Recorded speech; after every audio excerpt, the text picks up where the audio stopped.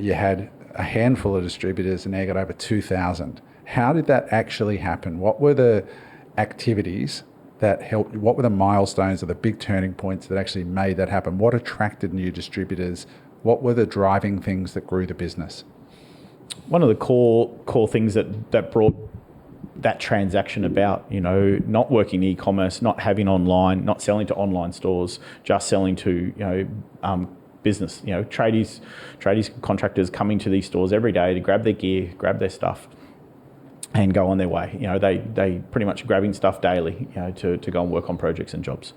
So how do I engage with them? So it's that engaging process of what we call our engagement is making sure we line the people up that have that need with the actual store themselves. Because a lot, if we've spoken to them through the different types of channels that we reach out to them, they want to buy from us. It's like, no, we manufacture it, we make it. These guys will sell it to you. So can you explain that business model a little bit for the people that don't know that are listening? So difference between wholesale, distribution, and the question that I have once you explain that is, why did you choose that model versus going direct? It's handling everything. So I felt like, how was I going to, if I'm running e-commerce, I'm running the store itself, then I've got to have locations, and then I've got to have stock, then I'm manufacturing it, I'm R&D in it, I'm developing it. Like I've got my own factories now set up, just purposely making this product every day. They don't make anything for anyone. It's just my product. Is it made here, or are these the factories you got? I read that you have factories in China and Taiwan. So I have 2 factories in China and 1 in Taiwan now. Yeah. And they just make great. Just make great. That's it. For you. Just for simplicity for the listeners as well, is it you just sell purely the lineal media to the retail trade outlets? There's no custom, there's no nothing. That's for the tradie to then manufacture. Yeah, it's a good point. So from that unique proposition, not only is the product unique, I approached tiling stores and plumbing stores to say, hey, I sell it to you in 18 foot, which is 5.6 metre long. Great. I manufactured this, I've engineered it, I've certified it, I'll sell it to you. All you got to do is cut it up as a customer or trade comes through and wants to at a certain length. And they're like, I can't cut this up. I'm like, what if I give you a drop saw to cut it up? Will you sell it? Yeah. So that was one of my first round trips and door knocking. I literally drove down to Sydney Tools, bought a drop saw, dropped it back on their counter and said, here's your drop saw. Do you want to order some? And of course I walked away with an order, and I replicated that hundreds and hundreds and hundreds of times, and now we bring in 40-foot containers of drop saws, all logoed, branded, and I give them out to these stores. This is the detail, right? This is the stuff that I want to, like, I want more of that. Like, that's purple cow. What dude turns up with a drop saw?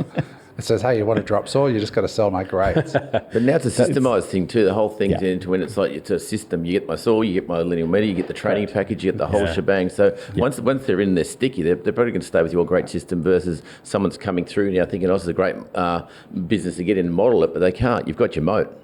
Correct. Hyperlogical. There's the problem. I don't cut stuff. Well, what if I give you a drop saw? It's a problem. A mentor of mine just said to me, where there's a problem, there's profit.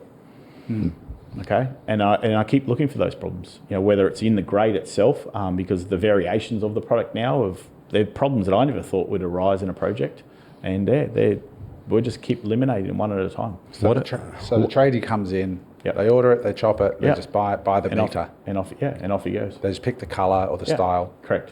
And that's incredible. I was just going to say, what a great idea. Hey? No, I know you like your puns. I love me puns. He's got some great puns. God, that's such a dad joke. Oh my God. You didn't even get it. I don't know. It's that bad. It's that bad. It's all right. Well, I sell toilets, mate. The puns do not stop. So here you are, you're selling, again, and it's not a sexy product, right? No. Like, it's a grate, it's a water grate, but every house has several grates, right? Yes.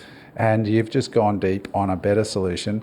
So you've gone around, you've spent all this time focusing on this one problem, and now you've expanded by just hard work, really. It's just door knocking, talking to people, and then I guess the momentum builds, the word spreads through the tradies. The customers ultimately love the product in their house. Yeah, it's not instant gratification, that's for sure. And so like e-com, you can wait, load products in, you get that instant gratification. Oh, geez, heaps of people have bought it. With this business, it really does take, if not 3 to 4 months after the initial traction. So what I didn't realise at the start is I was spending 3 or 4 months doing something, realising I wasn't getting much business or getting the traction I wanted. I'd go on to the next product. I wasn't giving it the time. So that's a big key lesson for me is now I stuck it out. That persistency and consistency now provides the value. Hey there, I hope you enjoyed that episode of Unemployable. If you want to watch another clip, click here, or if you want to see the full episode, click here. Bye for now.